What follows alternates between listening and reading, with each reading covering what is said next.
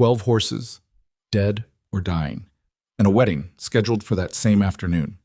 Caleb Ashford stood in his stable at dawn, watching everything he had built over 19 years collapse in front of him, one animal at a time. No doctor had answers. No neighbor had solutions. The ranch that bore his father's name was rotting from the inside out, and he couldn't stop it. Then a train pulled into the station, and a woman stepped off carrying nothing but a single bag and a water-stained notebook that belonged to her dead grandmother. Nobody believed she could save those horses. She didn't care. Stay with us until the very end, because what happens next will shake you. And if stories like this move you, hit that subscribe button and become part of our family. You won't want to miss what's coming. Drop a like and tell us in the comments, what city or country are you watching from? I want to see exactly how far this story has traveled. A man can lose his land and recover, lose his animals and rebuild, but lose his will, and there is nothing left to save. Oh, the first horse went down on a Tuesday. Caleb didn't think much of it at first. Caesar, the old bay gelding, had always been dramatic about heat. The animal had collapsed twice before during bad summers, and both times he'd been upright and eating oats within the hour. So when Caleb found him lying on his side in the east stall, chest heaving, eyes half closed and glazed with something that looked almost like confusion, Caleb crouched down, pressed a hand to the horse's neck, and told him the same thing he'd said during those other episodes. "Get up, old man. You've done this before." Caesar did not get up. By Thursday, 3 more horses had fallen. By Sunday, the number was 7. Caleb stopped sleeping sometime around Friday. He wasn't sure exactly when, only that at some point the boundary between night and morning stopped mattering, and he simply existed inside the stable, moving from stall to stall with a lantern and a bucket of water that never seemed to help anything. Doc Harlan had come out twice. The second visit, he'd arrived with a younger colleague from 2 towns over, a man named Peterson who wore clean boots and used medical terminology that sounded impressive and ultimately meant nothing. Fever of unknown origin, Peterson had said, scribbling in a leather notebook. Could be equine encephalitis, could be a respiratory variant, could be something else entirely. Could be? Caleb repeated flatly. I'd recommend isolation of the remaining animals and supportive hydration. Beyond that, Peterson clicked his pen closed. I'm sorry, Mr. Ashford. I really am. Caleb had walked both men back to their wagon without another word. He stood in the dirt and watched the wheels kick up dust down his long entrance road, and he felt something inside his chest go very quiet. Not broken exactly, just quiet. The way a fire goes quiet when the last log finally surrenders. He was 41 years old. He had inherited this land from his father at 22, already in debt and already behind. He had fought drought, fought low cattle prices, fought a bank that tried to call his loan 3 years running. He had bred these horses himself, starting with 2 mares and a stallion he'd purchased with money borrowed from a man who hadn't expected to be repaid. He had learned their personalities, their fears, their preferences. He knew which ones spooked at shadows and which ones would walk calmly through fire. And now he was watching them die in the dark, and no one could tell him why. The telegram about the bride had come 6 weeks earlier. It wasn't something Caleb had pursued aggressively, more something he had reluctantly agreed to after his neighbor, a red-faced man named Garrett Foss, who had too many opinions and never enough work to occupy them, had spent an entire autumn convincing him that a man needed a partner to properly run a working ranch. It's not about romance, Caleb, Garrett had said, leaning on a fence post like he owned it. It's about function. You need someone managing the household side of things, cooking, organizing, keeping records. You're running yourself into the ground trying to do everything alone. I manage fine. You ate standing up at the supply counter in town 3 times last week. Martha counted. Caleb had no response to that. So he had written to an agency in Dallas, filled out their paperwork with the minimum possible information, waited. Received a letter from a woman named Eliza Rowan, who was 28, had grown up in Tennessee, and described herself in clean, practical sentences that contained very little sentimentality. She knew how to keep accounts. She could manage a kitchen and a garden. She had no illusions about what frontier life required, having watched her own father work himself to nothing on a small farm outside Nashville. Caleb had written back. 2 letters total, both fairly brief. She had arrived at similar brevity. They had agreed, with the efficiency of two people completing a transaction, that she would arrive on the 18th of July and they would marry at the county office the following morning. The 18th of July was a Wednesday. The horses had started dying the previous Tuesday. He almost sent a telegram to stop her. He stood at the counter of the post office on Monday morning with the words already composed in his head. Circumstances have changed. Return ticket will be arranged. Apologize for inconvenience. And for a long moment he looked at the clerk, a young woman named Agnes who had the good sense not to ask what he needed. Then he walked out without sending anything. He wasn't sure why. Maybe because stopping her felt like admitting that things were beyond recovery, and he wasn't ready to say that out loud. Maybe because he was tired of making decisions, and this was one he could simply let happen. Maybe because some stubborn, irrational piece of him still believed that by Wednesday morning he would find a solution, the horses would stabilize, and things would return to something manageable. That stubborn piece of him was wrong. By the time Wednesday arrived, 8 horses had fallen, 1 had died. A young chestnut mare named Penny that Caleb had delivered himself 3 years ago, kneeling in the straw at 2 in the morning while her mother labored and the stable smelled like effort and blood and the specific exhaustion of new life. He had buried Penny in the northeast corner of the property, near the old oak tree, because she had liked standing in its shade. He barely had time to change his shirt before driving into town to meet the train. Eliza Rowan stepped onto the platform carrying 1 canvas bag, a leather satchel, and an expression that was impossible to read. She was not what he had pictured, though he couldn't have said exactly what he had pictured. She was taller than he expected, with dark hair pinned up unevenly, one side slightly higher than the other, like she'd done it in bad light, and brown eyes that moved quickly and quietly across everything in her field of vision, cataloging. She wore a practical gray dress with a small tear near the left cuff that had been repaired with thread that didn't quite match. She looked at him the way someone looks at a person they've heard described but haven't yet decided whether the description was accurate. "Mr. Ashford." "Miss Rowan." He took her bag without asking. "Train was on time." "It was." She fell into step beside him. "You look like you haven't slept." "I haven't slept." She didn't press. He appreciated that. The ride back to the ranch took 40 minutes along a road that was mostly dust and stubbornness. Caleb didn't talk much under ordinary circumstances, and these were not ordinary circumstances, so he said almost nothing. He told her the spare room was prepared. He told her the well was on the west side of the house. He mentioned that supper would be simple because he hadn't had time to do proper shopping. Eliza looked out at the land passing beside them and asked, after a long silence, "What's wrong with the horses?" He glanced at her. "How did you know something was wrong with the horses?" "Your hands." She nodded toward them on the reins. "You're holding the leather too tight, and you keep looking toward the stable every time we pass a gap in the fence line. Whatever's in that building is what you're thinking about, not the road, not me." She paused. "I don't mean that as a criticism." Caleb exhaled slowly. "There's a sickness moving through the herd. Started last Tuesday. 2 doctors came out. Neither of them could identify it." "How many animals?" "Lost 1. 8 more are down." Eliza was quiet for a moment. "How many total in the herd?" 14, or 13 now." She nodded and said nothing else for the rest of the drive. But when they turned up the entrance road and the stable came into view, old wood, sagging on the left corner, the door standing open because he'd been in and out so many times it was no longer worth closing, she watched it with an attention that was different from sympathy. It was the attention of someone trying to understand a problem, not grieve it.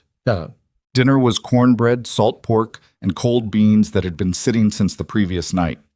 Caleb set it on the table and sat down across from her with the expression of a man who had ceased to care about hospitality. "I know this isn't—" "It's fine," Eliza said, and helped herself without ceremony. They ate. The silence wasn't comfortable, exactly, but it wasn't painful either. It was the silence of 2 strangers who understood they didn't yet have the vocabulary to speak naturally to each other and were willing to wait until they did. After a while, Eliza said, "Tell me about the horses. Before they got sick, what were they like?" Caleb looked up.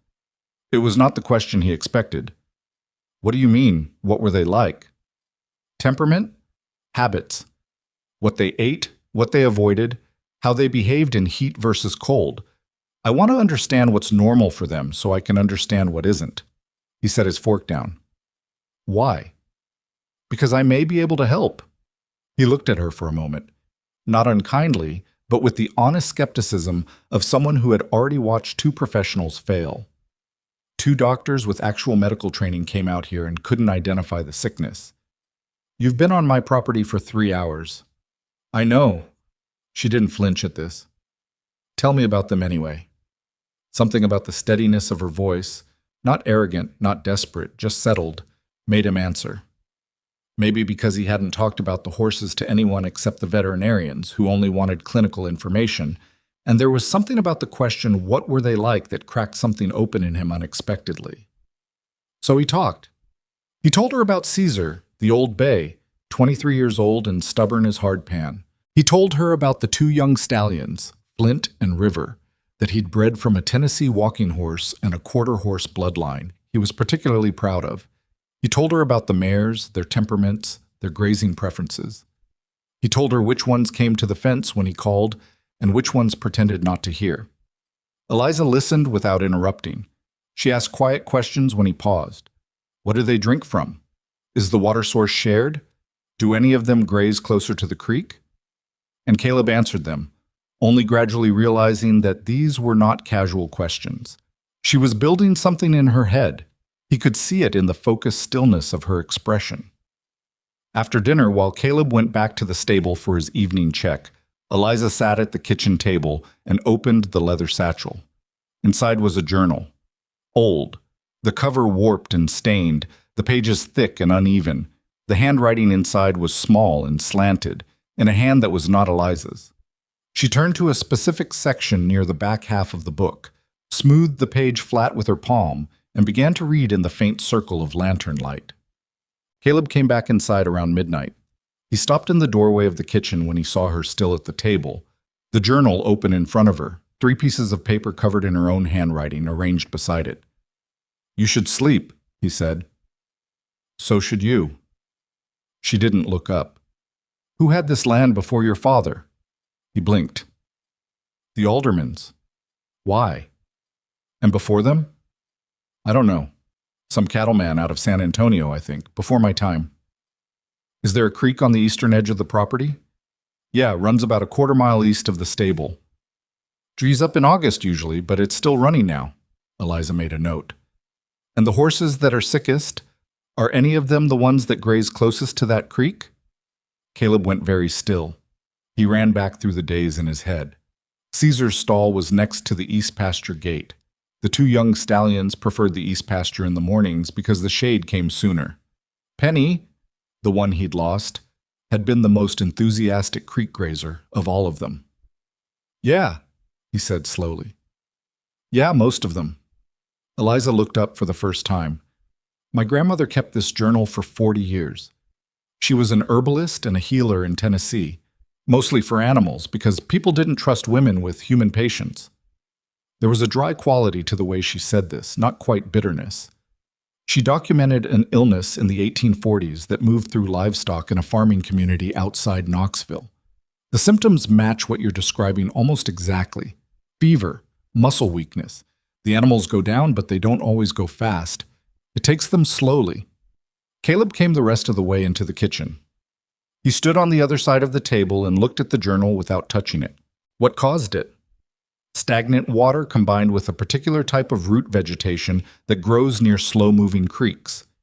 The plant isn't toxic enough to kill outright. It accumulates. Animals that graze near it over weeks build up enough of a compound in their system that it begins to interfere with their temperature regulation. She paused. My grandmother treated it. With what?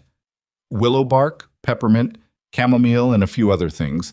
The treatment works by helping the body process and clear the compound. It's not fast, but she documented 11 animals treated, 10 recovered. Caleb stared at her. The lantern light between them was low and warm, and the rest of the house was completely silent. Miss Rowan, he said carefully, I appreciate what you're trying to do. I do. But a doctor, 2 doctors, came out here with actual training and modern equipment, and they were looking for a pathogen, Eliza said quietly. A bacteria or a virus, something modern medicine knows how to classify. This isn't that. This is a toxin accumulation from a specific plant that doesn't show up in any standard examination because no one's looking for it. She held his gaze. I'm not asking you to trust me completely. I'm asking you to let me try. Caleb said nothing for a long moment. He was a man who had been let down by official answers. He was a man who had buried a horse that morning and watched 8 more struggle through the night. He was a man who was, if he was being honest with himself, out of options. If you damage any of them, he started, I won't. You can't know that. No, she said. I can't. She didn't dress it up. But I know this treatment, and I know those symptoms, and I believe I can help them. She closed the journal carefully. Let me try. The clock on the wall ticked 4 times in the silence between them. All right, Caleb said. His voice was rough with exhaustion and something that wasn't quite hope yet. Trust us, but. He didn't know she slipped out before dawn. He woke at first light to an empty kitchen and a note on the table written in that same clean, practical handwriting from her letters. Gone to gather what I need, back before noon. Don't move the horses. He stood in the kitchen holding the note for a moment, not sure whether he felt foolish or grateful or something he didn't have a word for yet. Then he went back to the stable because that was where he needed to be, and he sat down on an overturned bucket next to Caesar's stall, and he watched the old horse breathe. In, out, still fighting, still here. Stubborn, Caleb said quietly. The horse's ear moved slightly toward his voice. Caleb pressed his palm flat against the stall door and stayed there, in the pale gray morning light, waiting for a woman he barely knew to come back from the hills with plants from a dead woman's journal, and the particular kind of courage that doesn't announce itself. Outside, somewhere in the direction of the eastern creek, he could hear footsteps moving through long grass. She was already working. She came back at 10:30, not noon. Caleb heard her before he saw her, the soft crunch of boots on dry earth, the rustling of something heavy being set down near the back porch. He walked out from the stable and found her kneeling beside a canvas sack the size of a feed bag, sorting through what she'd collected with the focused efficiency of someone who had done this before and had no time to explain herself while doing it. Her dress was damp from the knee down.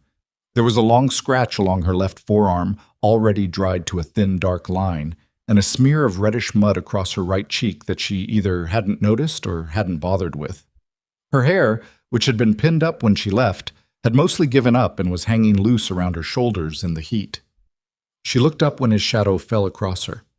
I need a large pot, the biggest you have, and a fire. Not the stove. I need open flame if you have it. Is there a fire ring anywhere on the property? Behind the bunkhouse. Haven't used it in a while. That's fine. She stood lifting the sack. I also need clean water, not creek water. Well, water only. I know where my own well is, he said, a little more sharply than he intended. She glanced at him. I know you do. He took the sack from her without asking. It was heavier than it looked, packed with bundles of plants, some wrapped in damp cloth to keep them from wilting, others loose and fragrant. He could smell the peppermint immediately, clean and sharp in the heavy summer air. They set up near the fire ring behind the bunkhouse. Caleb dug out his largest iron pot from the back of the kitchen, a thing his mother had used for washing, wide-mouthed and deep, and carried it out without comment. He built the fire himself, something he was good at, and had it going properly within 10 minutes while Eliza organized her materials on an old wooden table she'd dragged out from the bunkhouse doorway. She worked with the journal open beside her, referencing it frequently, cross-checking proportions and timing. Her hands moved quickly but not carelessly. She stripped willow bark into thin pieces, measured chamomile by the loose handful, bruised fresh peppermint leaves between her palms before dropping them into the heating water. She added 2 other plants he didn't recognize, one with a bitter smell that made him take a half step back without meaning to, and one with pale silver-green leaves she treated with more care than everything else, measuring it by a specific count of leaves rather than by volume.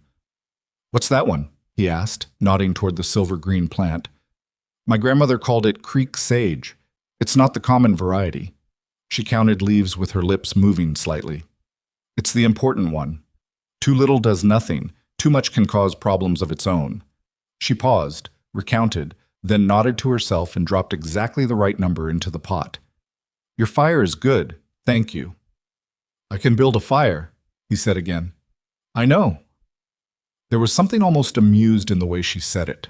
Almost. He leaned against the fence post and watched her work. He didn't have a better option. The horses were as settled as they were going to get for the moment. The morning chores were done, and there was something about watching her that he couldn't quite make himself walk away from. Not because of anything romantic or sentimental, more because she moved like someone who knew exactly what she was doing, and he had spent the last week surrounded by people who very clearly did not. And the contrast was something he needed to look at for a while. "How long before it's ready?" he asked. "The first batch needs to steep for 2 hours after it boils. Then cool. Then we can start." She adjusted the position of the pot over the flame. "We won't see results immediately. I want to be clear about that. The treatment has to accumulate in their systems the same way the toxin did. We're looking at days, not hours." "How many days?" She met his eyes. "I don't know exactly. My grandmother's notes suggest the worst cases took close to 2 weeks to turn." Caleb absorbed this without expression, the way a man absorbs information he doesn't like but understands he has to accept. "All right," he said. She turned back to the pot. "Your arm," he said. She glanced at the scratch, which had reopened slightly and was threading a thin line of blood toward her wrist. "It's fine. Thorn bush near the creek. There's iodine in the house." "After," she said. "The medicine is more important." He almost said something to that. Instead, he went inside, found the iodine and a clean strip of cloth, and left them on the table beside her without comment. She looked at them, then at him, and said nothing. But she used them. Thought. The first animal she treated was Caesar. Caleb had expected her to start with one of the younger horses. Something less precious, he supposed, if the treatment went wrong. But Eliza walked straight into the stable, assessed each horse with quiet and methodical attention, and chose Caesar specifically. "He's the oldest," Caleb said. It came out as a protest. "He's also been in contact with the water source longer than the others, which means the accumulation is highest in his system." She was already moving toward the stall. "If the treatment works on him, it'll work on the others." "And if it doesn't work on him?" She opened the stall door. "Then we'll learn something from that too." It was not the reassurance he wanted, he knew that, but he also knew it was honest, and at this point in his life he thought he preferred honesty over reassurance, even when honesty felt worse going down. She had transferred the medicine to a smaller clay pot that she could handle easily, fitted with a cloth spout she'd fashioned from something in her satchel. The liquid was dark amber, smelling of peppermint and something earthier underneath. She approached Caesar slowly, speaking to him in a low, even voice. Not the kind of bright, performed calm that strangers sometimes use with animals, which horses see through immediately, but something quieter and more genuine, like she was simply talking to him. "I know you feel terrible," she said. "I'm not going to pretend this tastes good. It won't." Caesar's ear tilted toward her. His eyes were still glazed, his breathing labored, but his head was up, barely. She got about half the first dose into him without much trouble. Then Caesar decided he was done cooperating and turned his head away with the particular stubbornness of a very old horse who had earned the right to his opinions. "Come on," Eliza said, not pleading, more like a quiet negotiation. "A little more." Caesar did not care about her negotiation.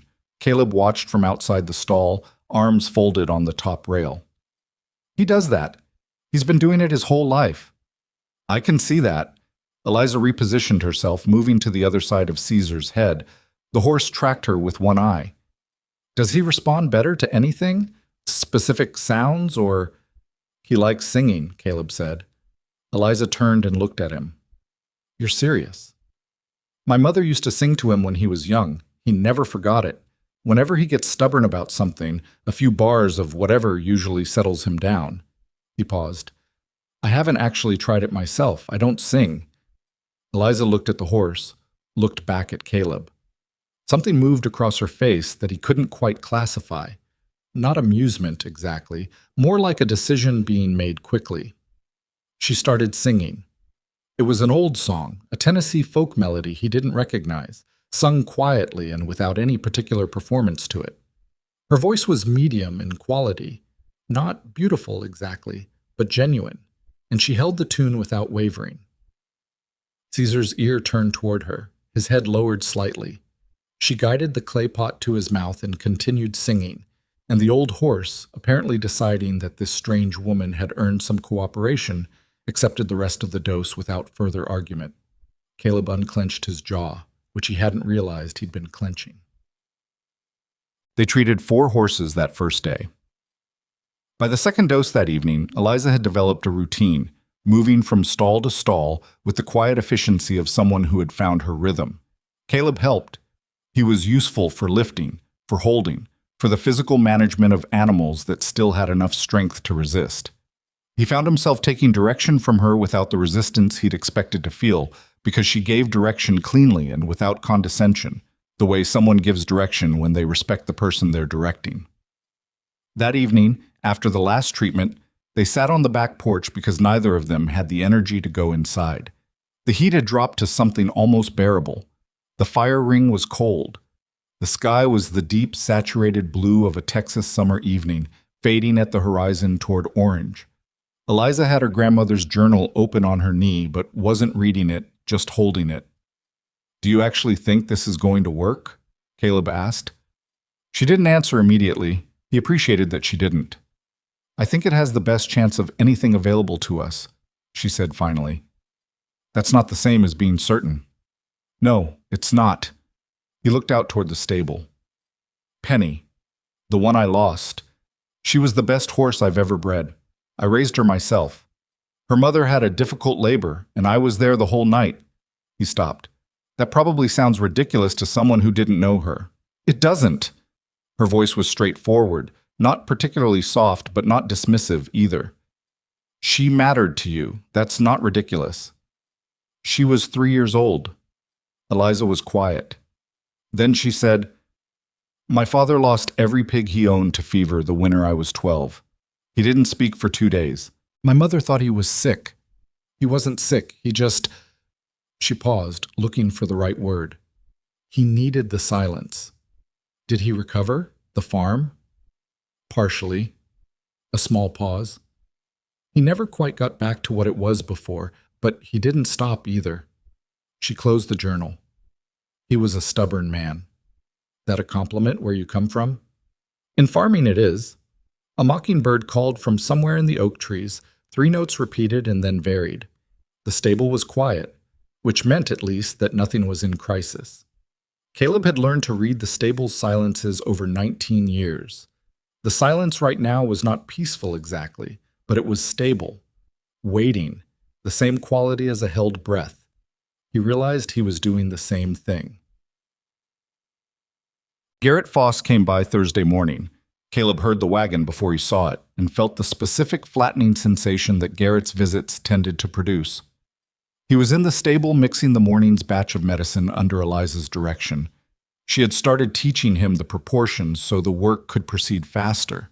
When Garrett's wagon rattled to a stop near the front gate and the man himself climbed down with the energy of someone who had news he was eager to deliver.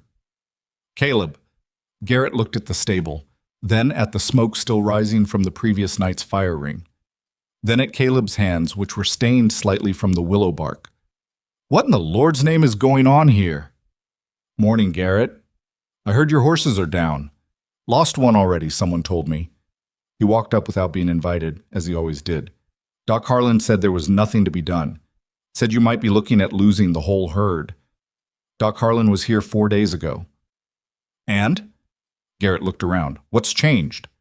Eliza came out of the stable carrying a cloth and the clay pot. She had met Garrett once, briefly, at the train station on the day she arrived.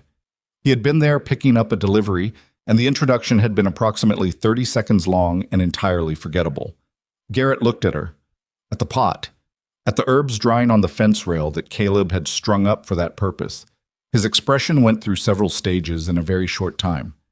What is that?" "Good morning," Eliza said. "She's treating the horses," Caleb said. "With what?" That's kitchen medicine." Garrett's voice had taken on the particular tone of a man who had decided he was concerned but was actually mostly offended. Caleb, you've got animals dying in there. You can't be wasting time with— 3 horses stood up yesterday, Caleb said. Garrett stopped. 3, Caleb repeated. Caesar's still down, but his fever broke last night. Flint walked to his water bucket on his own this morning for the first time in 6 days. He held Garrett's gaze. Doc Harlan said there was nothing to be done. I'm looking at 3 horses on their feet instead of lying in the dirt.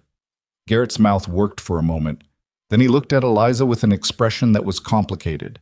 Not respect exactly, but the uncomfortable rearrangement that happens when evidence contradicts a conclusion that felt certain. Well, he said, you should still get another doctor out here, a proper— Garrett, Caleb said quietly. Thank you for coming by. It was a dismissal, delivered without hostility, which made it harder to argue with. Garrett stood there another moment, looked at the fence rail with the drying herbs, looked at Eliza once more, and then climbed back into his wagon. He left the way he'd arrived, the wheels kicking up dust, and this time Caleb didn't watch them go. He turned back to the stable. Let's get the next batch ready. 3 horses stood up, Eliza said. She wasn't quite smiling, but her voice had a quality that wasn't her usual flatness. You told him 3. I did. You didn't mention you were awake until 2 in the morning checking on them. That wasn't relevant information? She made a small sound that might have been a laugh, quickly contained. She went back into the stable. But the recovery was not a straight line. That was the thing about it that Caleb found the hardest, the way it refused to be simple. Thursday evening, River, one of the young stallions, took a turn that made Caleb's chest go tight.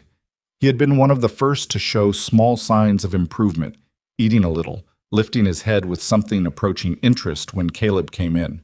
Then at evening, feeding, he was down again, shaking. Temperature spiked so high that the skin of his neck was hot to the touch. Caleb stood outside the stall and felt something crack inside him. Not completely, not like it had cracked when Penny died. More like an old wound that had been closing slowly and had just been pulled open again. Is he started. Eliza was already inside the stall, both hands on the horse, her expression doing that focused, closed-off thing it did when she was working. His body is fighting the toxin. This can happen. Her voice was steady. It's not the same as getting worse. It feels the same. It isn't. How do you know? Because my grandmother documented this. The 3rd or 4th day of treatment, some animals spike again before they turn. She called it the last argument. She was already measuring out an additional smaller dose, something she hadn't given before. This is where the treatment has to hold. And if it doesn't hold? She looked up at him. Then it doesn't. He wanted to throw something. He didn't. He sat down on the hay bale outside River's stall and stayed there while she administered the treatment and talked to the horse in the same low, matter-of-fact voice she used for everything. And the night pressed in around the stable and the lanterns made the old wood glow amber, and Caleb Ashford, who had not cried when he buried Penny, because there had been no time, and he'd been too numb anyway, sat very still and held himself together by main force. An hour later, River's shaking slowed. Another hour, and it stopped. Eliza came out of the stall and sat down on the hay bale beside him. Not close, just nearby. She didn't say anything. She pulled her grandmother's journal onto her knee and started reading by lantern light, and Caleb sat there and breathed the air that smelled like horses and medicine and old wood, and outside the Texas night was enormous and indifferent and beautiful in the way that only empty, wild places can be. Your grandmother, he said finally, she taught you all this? I used to follow her on her rounds when I was small. She'd spend half the day on other people's farms, treating animals, leaving remedies. She never charged what she could have charged. Eliza turned a page. She said knowledge is only useful if it moves. What happened to her? She died when I was 14. I was the only one who wanted the journal. A pause. My mother thought it was old-fashioned. My brother thought it was worthless. I thought— She stopped. What did you think? She was quiet for a moment. I thought she knew things that were worth knowing, and that someone should hold on to them. Caleb looked at the ceiling of the stable, at the places where the boards had warped and the light came through in thin silver lines. River would have died tonight, he said. Without you. Maybe. Not maybe. Eliza didn't argue with him. She just turned another page and kept reading, and Caleb stayed where he was, and the night went on around them, and River breathed in his stall, and it was enough. Saturday brought something nobody had planned for. It started with Martha Foss, but Garrett's wife, who arrived mid-morning with a sick calf in the back of her wagon and the expression of a woman who was embarrassed to be there but had run out of other options. "Garrett doesn't know I came," she said immediately, as if that needed to be established. "I want that understood." "It's understood," Eliza said. Martha looked at her for a moment. She was a no-nonsense woman in her 50s, broad-shouldered and practical, who had formed her opinions over decades of frontier life and didn't abandon them easily. But she also had a calf that had stopped eating 2 days ago, and her own pragmatism was stronger than her husband's skepticism. "Garrett says you're using kitchen medicine," Martha said. "He says it's foolish." "He came by Thursday," Eliza said. "I know. He told me." Martha glanced toward the stable. "He also told me 3 of your horses stood up." Eliza didn't say anything. She simply walked to the back of the wagon and looked at the calf, ran her hands gently over its neck, checked its eyes, pressed lightly along its side. The calf was young, maybe 6 weeks, lying flat in a nest of straw Martha had arranged in the wagon bed. How long since it last ate? Day and a half, maybe 2 days. "Is it from the pasture near the creek?" Martha blinked. "The east pasture, yes. How did you—" "I'll need to make a smaller batch. The proportions are different for calves, and I'll have to adjust for the age." Eliza was already walking toward the bunkhouse. "Bring him inside. Caleb can help you lift him." Caleb, who had been watching all of this from the stable doorway, came forward without being asked. Martha watched him come and said quietly, so only he could hear, "She always like this?" "More or less," Caleb said. "Garrett's going to be annoyed." "Garrett's annoyed by a lot of things." He reached into the wagon and got his arms under the calf carefully. "Help me with the back legs." Martha helped, and she stayed for most of the morning, which Caleb suspected she hadn't planned on, sitting on the fence rail while Eliza treated the calf and asking careful, specific questions about the medicine, what was in it, how it worked, how long it took. Eliza answered all of them with the same direct thoroughness she brought to everything, and somewhere around noon, Martha Foss stopped looking like a woman who was embarrassed to be there. By the time she drove her wagon back home, the calf was sitting up.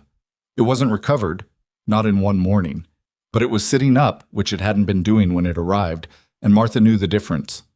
She paused the wagon at the end of the entrance road and looked back at the ranch for a moment, and Caleb, standing at the gate, couldn't read her expression exactly, but she lifted her hand in something that was closer to a salute than a wave. He raised his hand back. "Jesus." Sunday, the 8th horse stood up. Caleb was the one who saw it first. He had come in early, before Eliza was awake, because he always came in early. The habit of 19 years was not a thing that changed easily. And there was Flint, the young stallion who 5 days ago had been the one Caleb had been most afraid of losing, standing at the front of his stall with his head up and his ears forward and his dark eyes tracking Caleb's movement with the calm alertness of a healthy horse. Caleb stopped walking. He stood in the center aisle of the stable and looked at the horse for a long moment. The early morning light came through the east wall cracks in pale, thin strips. The stable smelled like horses and hay and the lingering herbal scent of the medicine.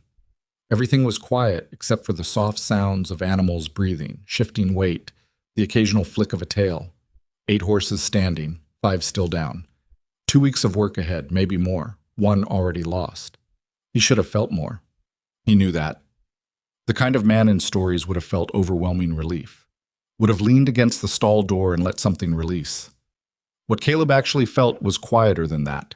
A small, careful thing, like a match being struck in a very large room, not enough to light the room, but enough to see by. He went back inside and started the fire for coffee. He set out 2 mugs without thinking about it, which he noticed after he'd done it and didn't undo. When Eliza came downstairs 20 minutes later, sleep rumpled and squinting, she stopped when she saw 2 mugs on the table. She didn't say anything about it. She just sat down, wrapped both hands around the mug he slid toward her, and looked out the window toward the stable. "Flint's up," Caleb said. She looked at him. He looked at her. The morning light came through the kitchen window and lay across the table between them, and for a moment neither of them had anything to say, which was all right. Some things didn't need saying yet, they just needed sitting with. She drank her coffee. He drank his. Outside, the Texas morning gathered itself and kept going, indifferent and enormous, the way it always had. And inside the kitchen that had been empty for a very long time, 2 mugs sat on the table, and that was already something different. The 2 mugs on the table became a quiet habit neither of them discussed. Caleb started the fire. Eliza came downstairs. The coffee was ready by the time she reached the kitchen, and they sat on opposite sides of the table and talked about the horses, or didn't talk at all, and then went about the work of the day. It wasn't comfortable exactly. There was still too much unfamiliarity between them for comfort, but it had settled into something functional, which was its own kind of progress. The second week of treatment moved differently than the first. The first week had been pure crisis, fire and urgency, and the specific exhaustion of people trying to stop something from getting worse. The second week was slower, and in some ways harder, because slowness leaves room for doubt. The horses that were standing needed daily maintenance doses. The 5 still down needed the full treatment twice a day. And progress, when it came in increments so small that some mornings Caleb had to look very carefully to confirm it was real. Caesar was his biggest concern. The old horse had accepted the treatment reliably, had let his fever break and come down on day 4, had even shown a flicker of his old personality, pinning his ears at Caleb when Caleb moved too slowly with the morning feed, but he was not standing. 9 days into treatment, and Caesar remained on his side, breathing steadily, eating what they brought him, but not getting up. Eliza said nothing alarming about it. She examined him every morning with the same thorough attention she gave all the animals, checked his temperature, observed his breathing, assessed his muscle response, and made notes in the margins of her grandmother's journal in her own handwriting. But Caleb had learned to read her silences as much as her words, and the particular quality of silence she kept about Caesar was one that carried weight. On the 10th morning, he finally asked her directly. They were in the stable together, Eliza crouched beside Caesar, running her hands along his hindquarters, Caleb standing a few feet back with his arms folded. "Tell me what you're not saying about him," he said. She didn't look up immediately. Her hands kept moving, methodical and slow. "I'm not saying anything." Eliza. She sat back on her heels, looked at Caesar, then at Caleb. "He's old. You know he's old. The treatment is working, and his blood is clearing. His temperature has been stable for 5 days. But his body is spending everything it has on fighting the toxin, and there isn't a lot of reserve left over for, Mom," she paused, "for the other things, the things that come with being 23 years old." Caleb was quiet for a moment. "You're saying the sickness might not be what takes him. I'm saying the sickness has weakened him significantly, and we won't know how much until he either stands or doesn't." She looked at the horse again. Her voice stayed even, but something in it was careful. "I'm still fighting for him. I want you to know that. I know you are. I just want you to be—" "I know," he said, more gently this time. "I know." He crouched down beside Caesar and pressed his palm flat against the horse's neck, the way he'd been doing since that first pale morning when all he could do was sit in the stable and wait. Caesar's ear twitched toward him. His breath came steadily. He was still there, still fighting in the quiet way that old animals fight, without dramatics, without surrender, just by continuing to breathe. "Come on, old man," Caleb said quietly. "Don't quit on me yet." The storm came without much warning on the 11th night. Texas in summer didn't always give warnings. The sky could be clear at supper and wrecked by midnight, and this particular storm was the kind that came in fast and mean, the leading edge of it slamming into the ranch like a door being kicked open. Caleb woke to thunder that rattled the bedroom window in its frame, and before he was fully conscious, he was already moving, the old instinct of a man who had lived on open land long enough to know that weather was something you met, not something you waited out. He pulled on his boots in the dark hallway and was reaching for his coat when Eliza's door opened. She was already dressed. She had her satchel over her shoulder. "The stable roof," she said. She'd been on the ranch 11 days, and she already knew which parts of it were precarious. The left side of the stable roof had been sagging since April. 3 boards sprung loose at the north end, where the original nails had rusted through. Caleb had meant to repair it twice, and hadn't gotten to it. He hadn't gotten to it because the horses got sick, and then there was no time. "I know," he said. They went out into the storm together. It was worse than Caleb had expected. The rain came sideways, driven by a southwest wind that had real force behind it, and the temperature had dropped 15 degrees since sundown. The kind of cold that wasn't dangerous in summer, except that it was sudden. And sudden cold was exactly what his compromised horses didn't need. He could hear the stable before he could see it clearly, the boards groaning under the wind. And then the lightning came, and for one white, comprehensive second, he saw the full picture. The left side of the roof had gone. Not all of it. 3 or 4 boards still clung at the peak, but enough of it that the north end of the stable was open to the sky, rain pouring directly down into the stalls below. Which stalls were on the north end, Caleb knew without thinking. River's. And Caesar's. He was running before the lightning faded. Inside the stable, the noise was enormous. Rain hammering the remaining roof, horses in the southern stalls moving restlessly, and from the north end a sound that drove every other thought out of Caleb's head. He skidded around the corner of the aisle, and the lantern he'd brought swung wildly, and for a moment he couldn't parse what he was seeing. Caesar was convulsing. The old horse was on his side, which was where he'd been, but now his whole body was shaking in long, violent shudders, his legs moving in the involuntary cycling that Caleb recognized from one other horse years ago that had not survived what came next. Rain was coming straight down on him through the open roof, the water ice cold and relentless, pooling in the straw around him. "Caesar!" Eliza pushed past Caleb into the stall. She went down on her knees in the wet straw without hesitating, both hands on the horse, and her face in the swinging lantern light was tight and focused in a way Caleb had not seen before. Not her usual focused calm, but something harder, something that knew it was working against a clock. "We have to move him," she said, "right now. He's convulsing. You can't move a horse He's convulsing because he's freezing.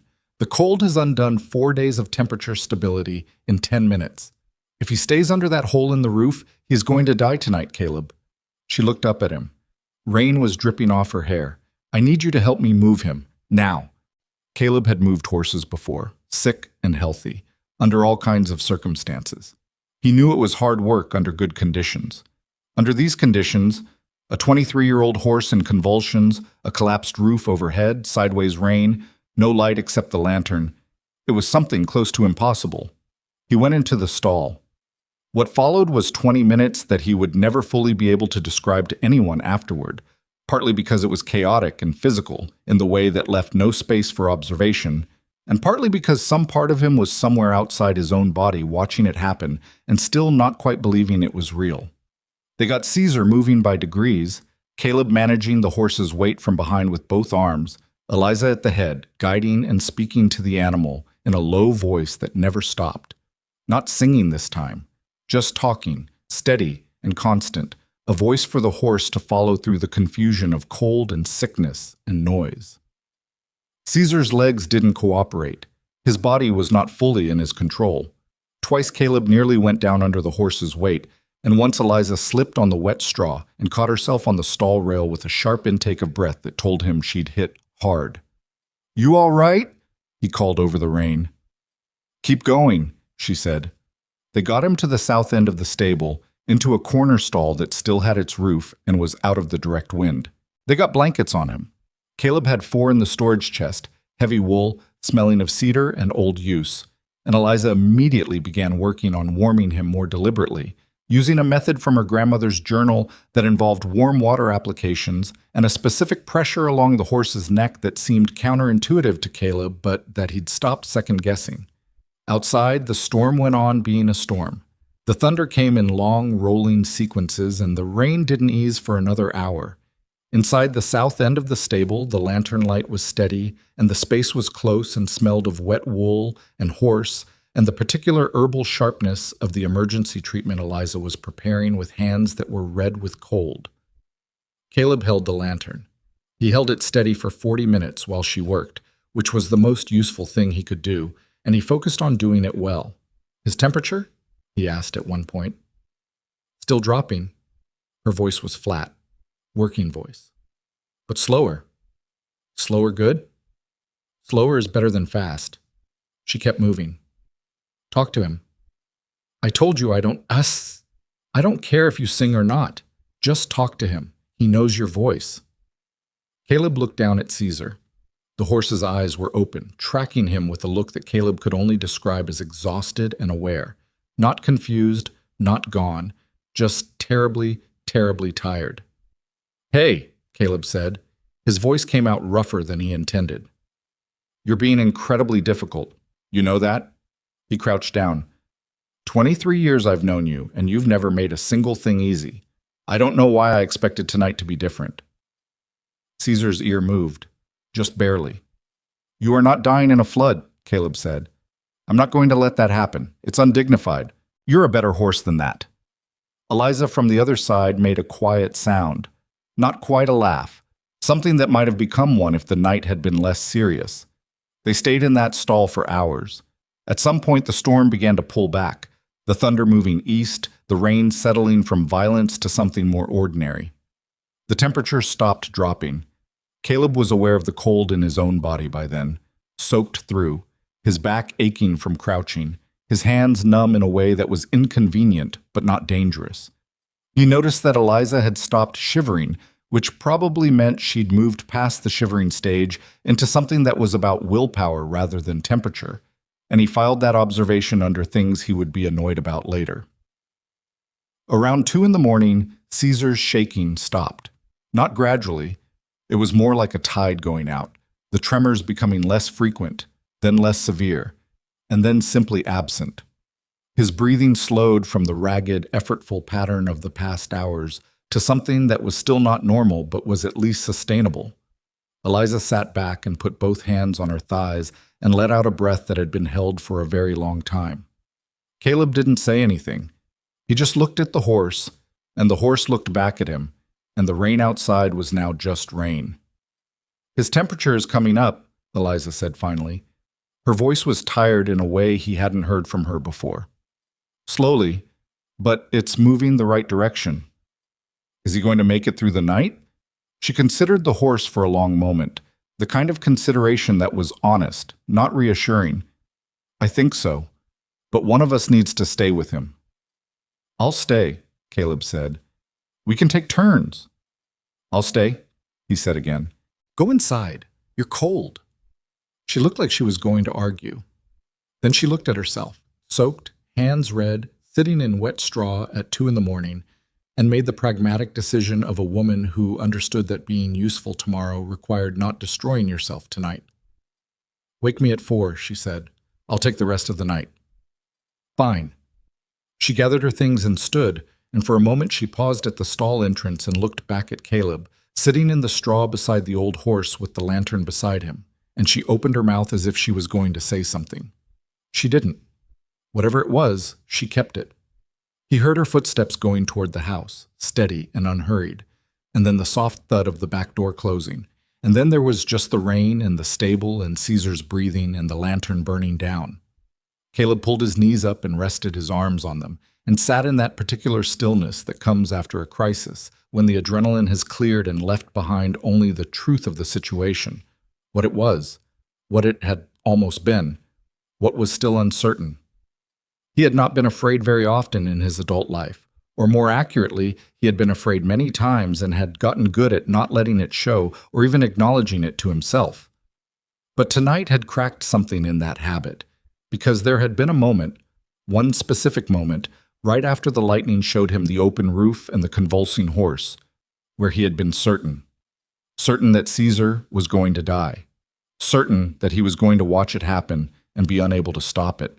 And then a woman in a gray dress with a satchel over her shoulder had gone down into the wet straw without hesitating, and he had found himself following her lead, and the certainty had shifted. That was the thing he kept coming back to, sitting in the straw at 2 a.m. Not gratitude exactly, something more unsettling than gratitude. More like the disorientation of realizing that you've been doing something alone for so long that you've forgotten what it feels like to not be alone, and then suddenly being reminded. He wasn't sure what to do with that. He stayed with Caesar until 4, as he'd said he would. When Eliza came back out, dry and awake, she brought 2 cups of coffee and handed him one without comment. He took it. Their hands were both cold. Neither of them mentioned that. "He's stable," Caleb said. "Temperature's almost back." She crouched down and checked the horse, her hands moving through the same examination routine he had now watched so many times he could have narrated it. She nodded. "Go sleep." He went. What? Morning arrived with the particular cruelty of mornings after hard nights. Bright and indifferent, the sky washed clean by the storm, the air smelling of wet earth and a freshness that felt almost offensive given what the night had been. Caleb slept 3 hours and woke with the kind of alertness that isn't refreshment, but urgency. And he was back in the stable before he'd fully registered being awake. Eliza was still there. She'd pulled the wooden stool from the supply corner and was sitting beside Caesar with her grandmother's journal open and a cup of coffee that had clearly been sitting long enough to be cold. Caesar's head was up. Not high. He was still exhausted, still fragile, but up. And his eyes, when he tracked Caleb's entrance, had the specific quality of alertness that Caleb had not seen in them for nearly 2 weeks. Caleb stopped in the aisle. "He's been like this since about an hour ago," Eliza said. She didn't look up from the journal, but there was something different in her voice, a controlled quality, like she was holding something at a careful distance. Caleb came forward slowly and crouched at the stall entrance. Caesar looked at him. That ear moved again. More decisively this time, rotating forward with something approaching interest. "Hey," Caleb said. The horse exhaled through his nose in that low, rumbling way that horses do when they are relaxed. It was the most Caesar-like sound Caleb had heard from him in 11 days. He pressed his forehead against the stall rail and stayed there for a moment. The wood was cool and solid and smelled of old timber and horsehair and all the years that had accumulated in this stable, and he stayed there until he was sure his face was doing something appropriate. "Caleb," Eliza said. "Yeah." "He tried to stand about 40 minutes ago." He lifted his head. "Did he make it?" "Halfway. He got his front legs under him, then decided against it." She finally looked up from the journal. "But he tried. He wanted to." Caleb looked at the old horse. "Stubborn," he said, and his voice was rough in a way he couldn't entirely control. "Told you. Stubborn his whole life." Inshem. The roof took 2 days to repair. Caleb did most of it himself, up on the ladder with new lumber he'd driven into town to buy the morning after the storm. He was not a particularly skilled carpenter, and it showed. The repair was functional rather than beautiful, the boards not perfectly aligned, the nails driven with more force than finesse. But it held. He tested every board by hand before he came down, and it held. On the second day of repairs, somewhere around mid-afternoon, he became aware that Eliza was watching him from the ground. She had finished the midday treatment round and was standing with her arms folded and an expression he'd come to recognize as her thinking face, not blank, but directed inward, working through something. "What?" he called down. "Nothing." She looked away. "You're doing the face." She looked back up. "What face?" "The face where you're thinking about something you haven't decided to say yet." She was quiet for a moment, then, "You've been up there 4 hours." "I'm aware." "Have you eaten today?" He thought about it. "Coffee counts." "It does not." She walked toward the house. "Come down in 10 minutes." He came down in 12, which was close enough. She had put cornbread and cold ham on the table, and she was sitting across from him drinking water when he came in, not coffee. He'd noticed she switched to water in the afternoons, probably to manage the sleep deprivation more carefully, which was a more intelligent approach than his own strategy of simply ignoring the sleep deprivation. They ate. The kitchen was warm from the afternoon sun through the south window, and outside he could hear the horses, most of them outside now in the near pasture, which still seemed almost miraculous to him, the sound of horses moving in open air after 2 weeks of stable sounds. "Can I ask you something?" Eliza said. "You're asking permission now?" It's a more personal question than I usually ask. He looked at her. Go ahead. She wrapped both hands around her glass. Why did you stay on this ranch after everything started going wrong? The drought years, the bank problems. Garrett Foss mentioned some of it. Not to me directly, but I overheard enough. You could have sold. You could have started somewhere else. She wasn't pressing, just genuinely asking, in the direct way she did most things. Why stay? Caleb looked at the table for a moment. It was a question he'd answered in his own head many times, in many versions, but he'd never had to put it into words for another person. My father broke himself building this place, he said finally. Not in a romantic way. He wasn't well the last few years. His heart. He kept working past when he should have stopped because he didn't know how to stop. And I watched him do it, and I couldn't. He stopped. I couldn't let it come to nothing, even when it made more sense to let it go. He looked out the window toward the pasture. That probably sounds like stubbornness. It sounds like loyalty, Eliza said. There's not always much difference. She considered this seriously the way she considered most things. No, she said. I suppose not. He looked at her. Your turn. My turn for what? Why Dallas? Why the agency? You could have stayed in Tennessee. She was quiet for a long moment, long enough that he thought she might not answer. Then she said, There wasn't anything to stay for. My father's farm was gone, my mother had gone to live with my brother, and She stopped. Tried again. I had a situation in Nashville, an understanding with someone that turned out not to be an understanding at all. She said it flatly, without drama, which somehow made it feel more serious than drama would have. I needed somewhere that wasn't there. This seemed as sensible as anywhere else. That's a practical way to think about it. I'm a practical person. I've noticed. He paused. I'm sorry. About Nashville. She looked at him with an expression that was hard to read.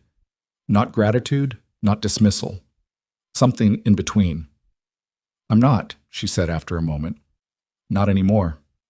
And then she picked up her glass and finished her water and stood up, and the conversation was over in that decisive way she had of closing things when she was done with them.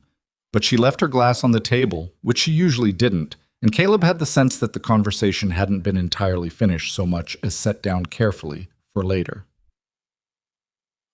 Caesar stood up on the 14th day, not with assistance, not part way and then back down. He gathered himself in the quiet of the early morning, with Caleb and Eliza both in the stable for the first treatment of the day, and he simply stood. The process was not graceful. His front legs went first, then his hindquarters, and there was a moment where his balance was genuinely uncertain, and Caleb took an involuntary step forward. But Caesar found his feet. He shook himself, a full-body shudder from nose to tail, the way a horse shakes off water. Then he turned and looked at Caleb with an expression of mild indignation, as if to say, I don't know what all the fuss was about. Eliza made a sound beside him. Caleb turned and found her with one hand pressed over her mouth, and her eyes bright in a way he had not seen before. Not crying, but close to something adjacent to it, the particular overwhelm of relief that has been held at bay too long. She blinked it back quickly, dropped her hand, and busied herself with the medicine kit. Told you, she said, her voice not quite steady. Last argument. Caleb looked at Caesar, standing, upright, 23 years old, and impossibly alive, and something in his chest that had been braced for 11 days finally let go. Yeah, he said, you did. The morning light was coming through the east wall now, through the gaps between the boards, and through the new section of roof where the boards were lighter in color than the old ones. The stable smelled like horses and medicine and old wood, and something that wasn't hope exactly, but was close enough. Outside, in the near pasture, the rest of the herd was moving in the early light, grazing, drifting, their outlines familiar and solid against the pale Texas morning. The strange fever that had moved through them like a slow catastrophe was retreating, driven back by 2 weeks of relentless care and a dead woman's knowledge, and 2 people who had found, unexpectedly, that they worked better together than either of them had any reason to anticipate. Caleb stayed in the stable a long time that morning, longer than necessary. He moved through the stalls doing the morning check, the same routine he'd done every morning for 19 years. But everything felt fractionally different, like a photograph that's the same composition as before, but the light has shifted. When he came out, Eliza was at the back porch, washing her hands at the basin, her sleeves rolled up, her hair loose from its pins the way it always was by mid-morning. She looked tired. She had been tired for 2 weeks and hadn't complained about it once, which was either admirable or stubborn, and he suspected it was both.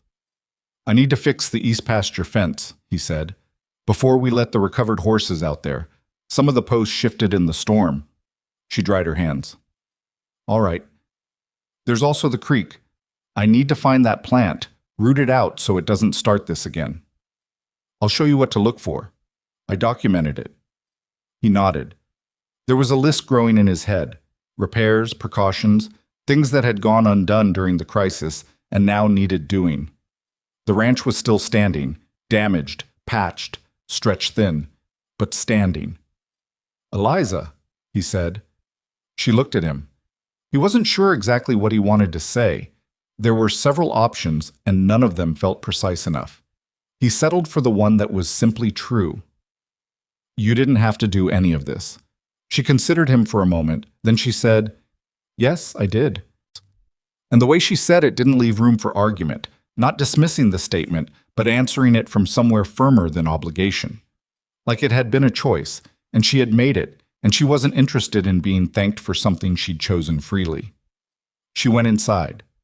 Caleb stood on the porch for a moment, looking out at the ranch, but the repaired stable, the near pasture full of horses that were supposed to be dead, the fence line that needed work, the long Texas sky going gold at the edge. It wasn't what it had been 2 weeks ago. It wasn't whole yet. There was still a lot of broken and a lot of work and a long road to anything resembling the ranch his father had imagined. But it was alive. And so was he, in some way that he hadn't quite been before. That was something he thought he'd need some time to understand. He suspected he had it, time. More of it than he'd expected to have, standing in the stable at dawn 2 weeks ago watching his horses fall. He pulled his hat down and went to fix the fence. The fence took 3 days to fix properly. Caleb had told himself it would take 1, maybe 2 if the post holes were rocky, but the storm had done more damage than was visible from the porch. 3 sections of the east pasture fence had shifted badly enough that the wire had pulled loose from the posts, and 2 of the corner posts themselves had heaved out of the ground at angles that made the whole line unreliable. He worked through it methodically, the way he worked through most things. Not fast, but steady, not stopping until each section was done before moving to the next. Eliza came out on the second afternoon with water and the information that he'd missed lunch. "I didn't miss it," he said, tamping the dirt around a new post with the heel of his boot. "I postponed it." "The distinction matters to you?" "Somewhat." He tested the post, still a little loose. He tamped again. "How are the horses?" "The maintenance doses are going well. I'm going to start reducing Rivers by half tomorrow. He's been fully stable for 4 days, and I don't want to give him more than he needs." "What about Caesar?" She handed him the water canteen. "Caesar is eating everything I put in front of him and has started pinning his ears at the other horses again when they get too close to his stall. So I'd say he's recovering his personality. That's a polite way to say he's being difficult." "He's being Caesar," she said, "which is the same thing." Caleb drank and handed back the canteen and looked along the fence line at what was left to do. Another full section, maybe more. The wire was old in places and had developed rust at the joints he hadn't noticed until he was right up close with it. "This whole fence needs to be replaced eventually," he said, more to himself than to her. "How long has it been up?" "Since my father built it. Some of the wire is original." He pulled at a section of it, and it gave slightly in a way that good wire shouldn't. He put it up in 71. That's 23 years. Eliza looked at the fence, then at the pasture beyond it, where Flint and 2 of the mares were grazing in the late afternoon light. "Well," she said, "everything that holds long enough eventually needs replacing. That's not a failure. It's just time." He glanced at her. She was looking at the horses, not at him, and her expression was ordinary. Just a woman stating a practical observation about fence maintenance, but the words sat differently than fence maintenance. He went back to tamping the post. She stayed a while, not helping exactly. There wasn't much for a second person to do with fence work, but present in the way she had sometimes been in the stable, sitting nearby while he worked, which he had stopped finding strange sometime in the second week. It was the kind of company that didn't demand anything. He'd forgotten that kind existed. Chugged. The visitors started coming the week after Caesar stood up. Martha Foss had been the first, with her calf, but Martha had come in the middle of the crisis when Eliza was already consumed with the horses. The visitors who came after the herd recovered were different in character. They came with news of what they'd heard, which had apparently traveled further and faster than Caleb had any reason to expect. The first was a man named Douglas Pruitt from the settlement 3 miles south, who arrived on a Tuesday morning with a sick milk cow tied to the back of his wagon and a skeptical, sideways manner of speaking that told Caleb he'd been argued into coming by his wife and wasn't entirely comfortable about it. "I heard you had some trouble with your horses," Pruitt said, not quite meeting Caleb's eyes. "We did," Caleb said. "And they recovered." 13 out of 14. Pruitt absorbed this. Looked at the cow. "She's been off her feed for a week, stopped giving milk 3 days ago. Doc Harlan came out and said she might have a blockage, gave me some powders that didn't do anything." He finally looked directly at Caleb. "I heard there's a woman here who—" "She's in the stable," Caleb said. "Come on." Eliza looked at the cow the same way she'd looked at Martha's calf, quickly, thoroughly, with her hands doing as much reading as her eyes. She asked Pruitt the same kind of questions she'd asked Caleb 3 weeks ago. Where the cow grazed, what water source, how long in that pasture, whether any other animals on the property were affected. Pruitt answered with the wariness of a man who had been burned by false confidence before. "You think you know what it is?" he said when she'd finished. "I have a strong suspicion." She didn't dress it up. The same plant that affected Mr. Ashford's horses grows along most of the creek systems in this part of the county. If your cow has been grazing near Decker Creek, she's likely been accumulating the same toxin. "My east pasture runs along Decker Creek," Pruitt said slowly. "She grazes there most mornings." "Then yes, I think I can help her." Eliza straightened up. "I'll need 2 days to prepare enough medicine for her size. You can leave her here or come back." "I'll leave her," Pruitt said, in the tone of a man making a decision he wasn't fully certain about. He looked at Caleb. "You vouch for this?" Caleb looked at his 13 horses in the pasture and at Caesar visible through the stable doorway, standing and eating and being difficult in the particular way that meant he was fine. "Yeah," he said, "I vouch for it." Pruitt untied the cow from his wagon without further argument.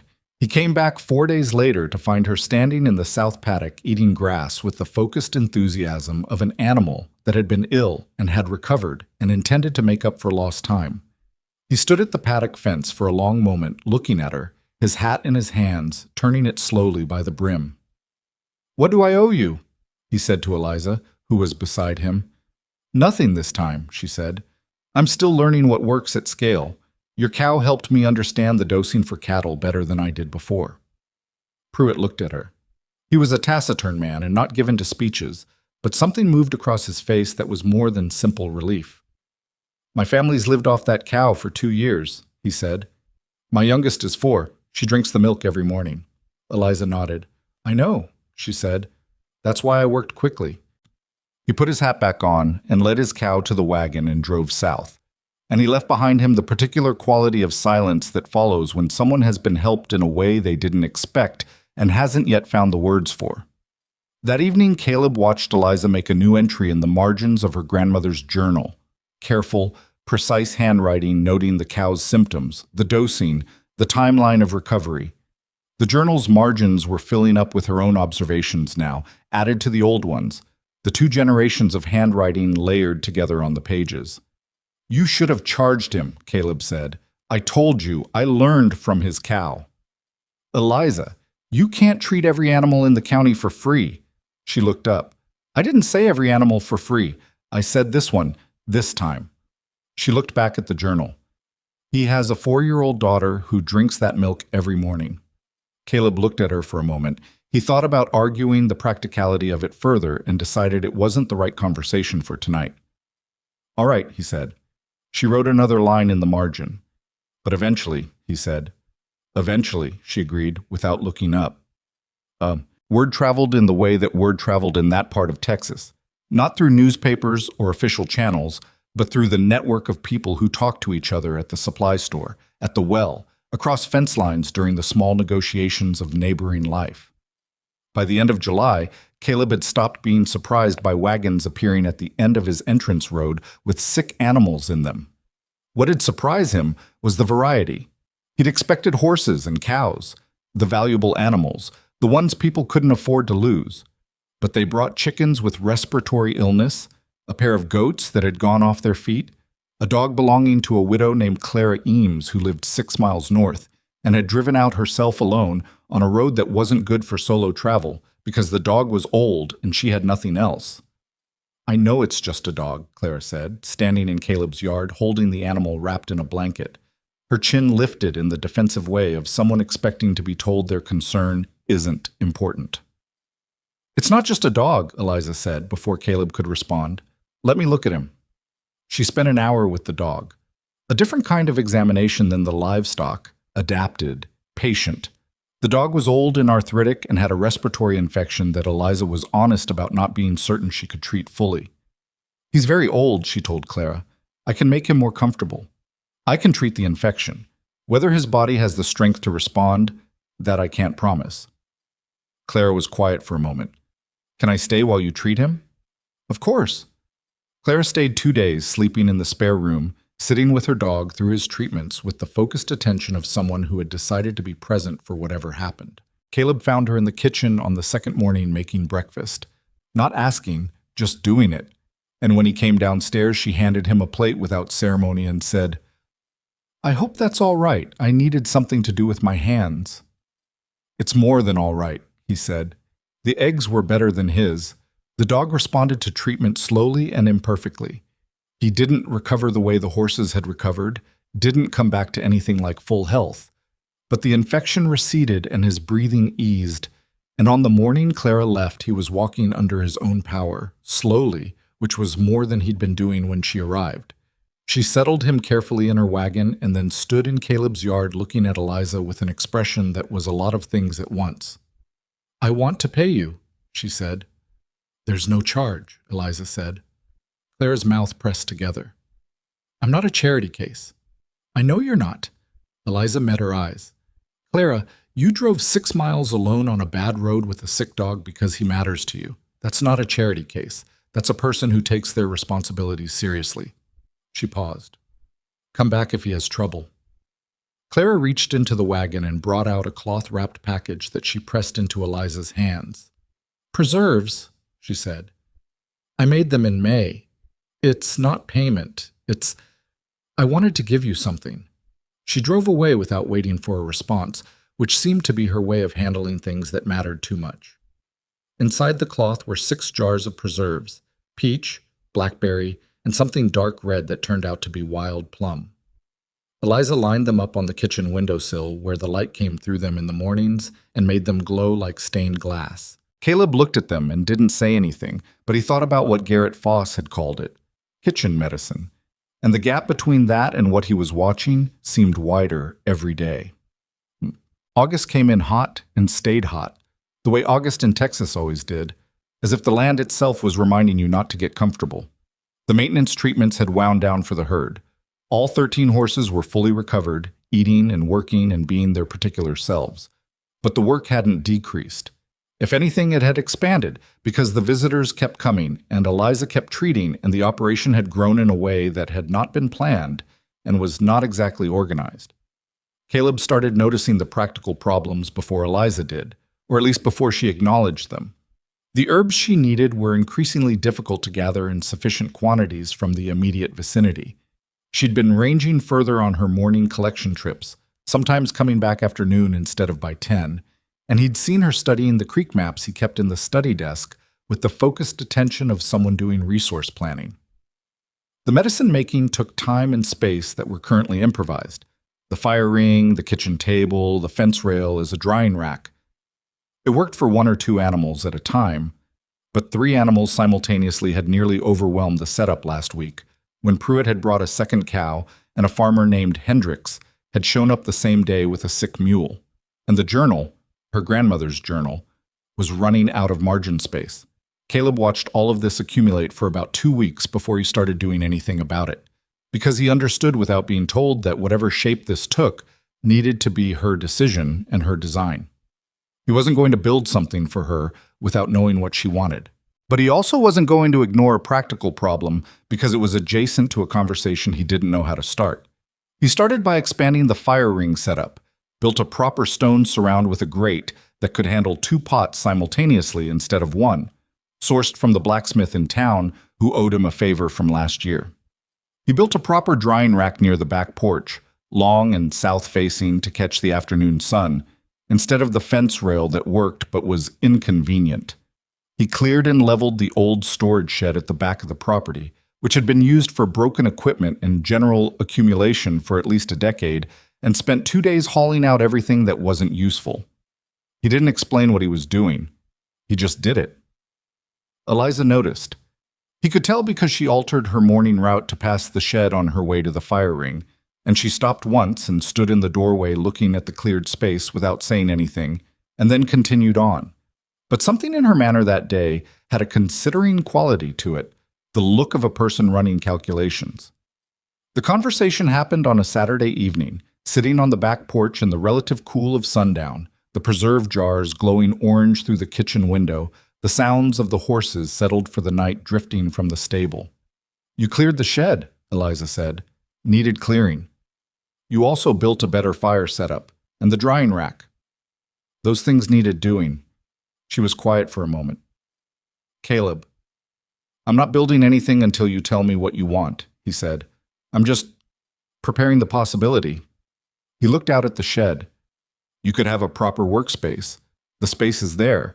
It would need shelving, a work table, proper ventilation for when you're brewing the stronger medicines. Maybe a place to keep the journal and your notes separate from the kitchen table." She was quiet long enough that he started to wonder if he'd misjudged the conversation. "It would take time to build it properly," she said finally. "I have time. Work steady enough I can do an hour or 2 a day. It would cost materials." "Some. I can manage it."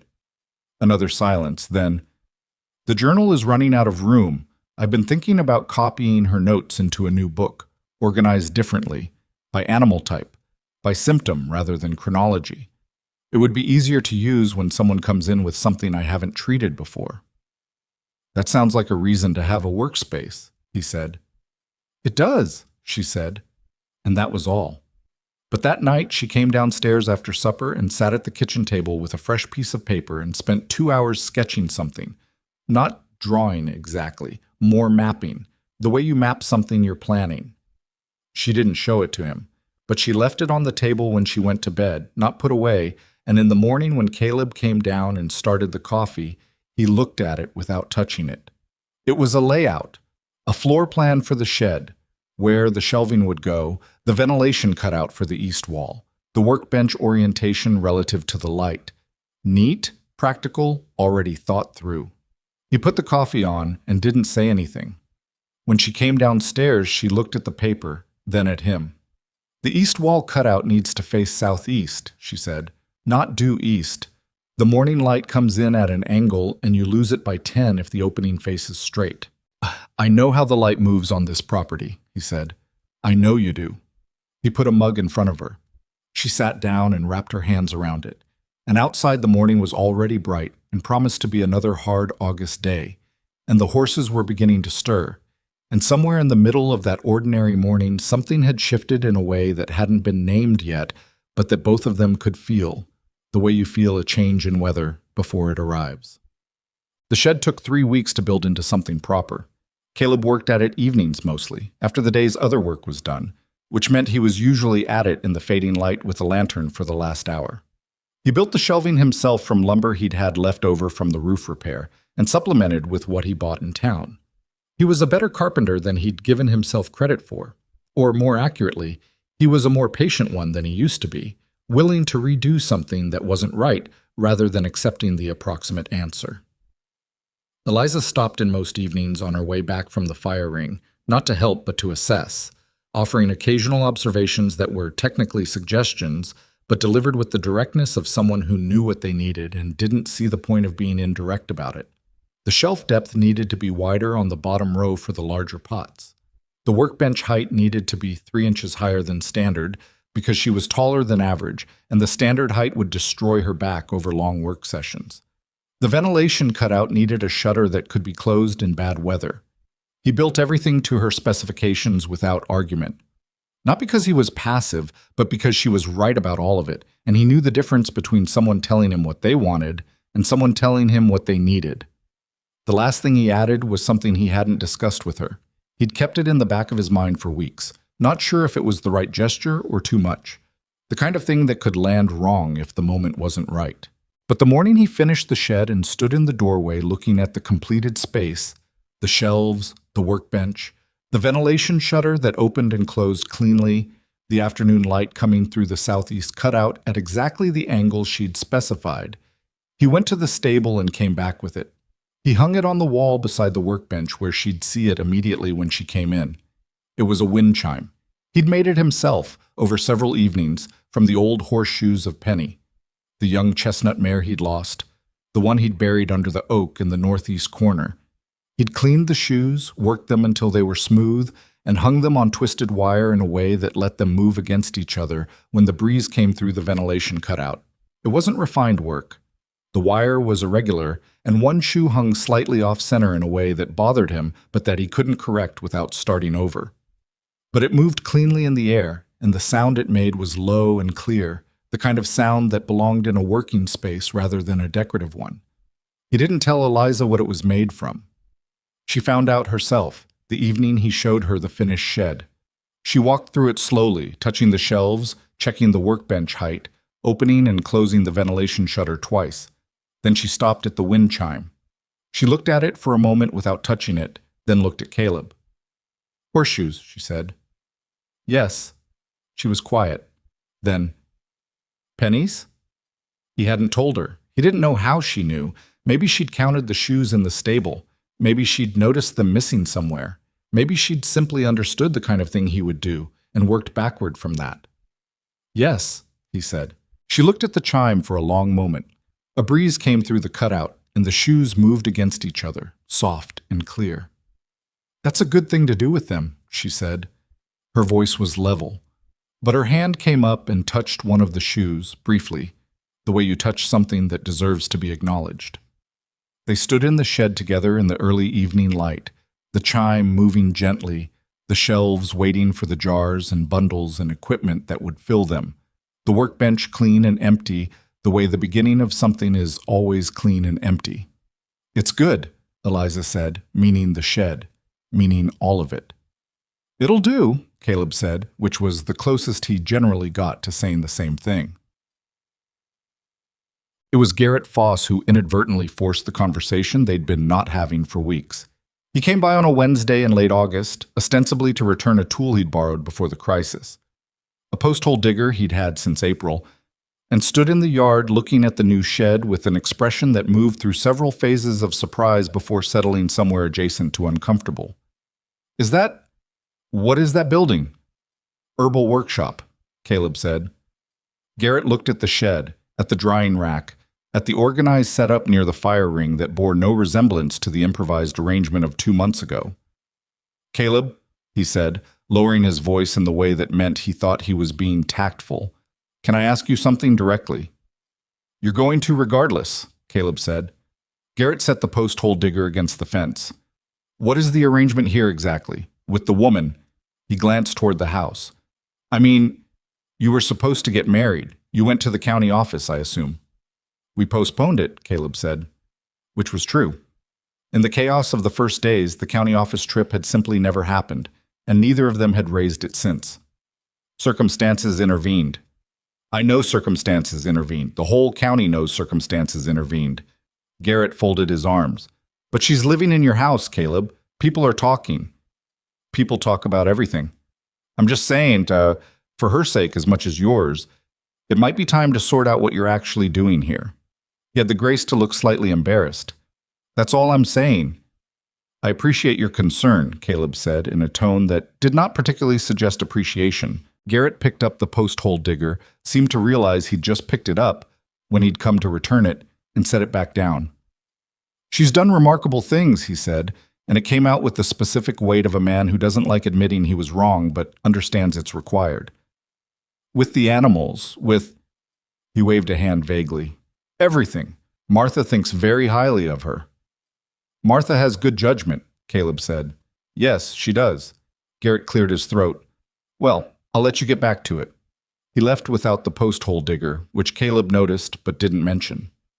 That evening, after supper, Caleb sat at the kitchen table for a long time after Eliza had gone upstairs, thinking about what Garrett had said with more honesty than he would have allowed himself a month ago.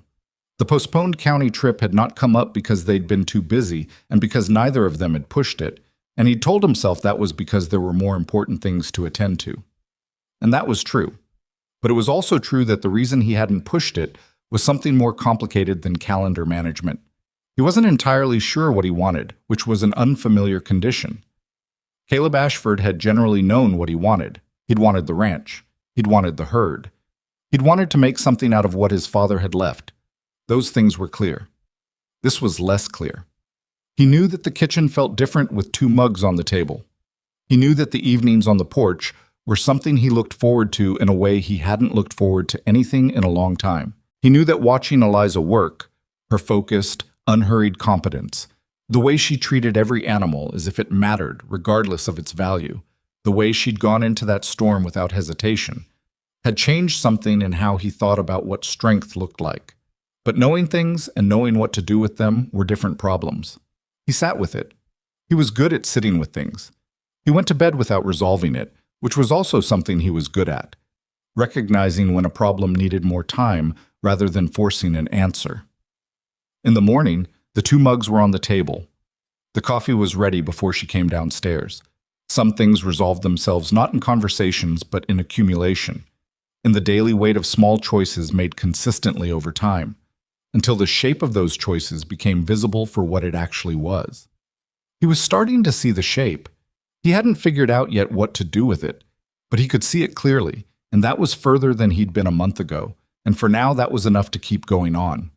Outside, the September morning was gathering itself slowly, cooler than August had been, the edge of the heat finally beginning to soften in the early hours.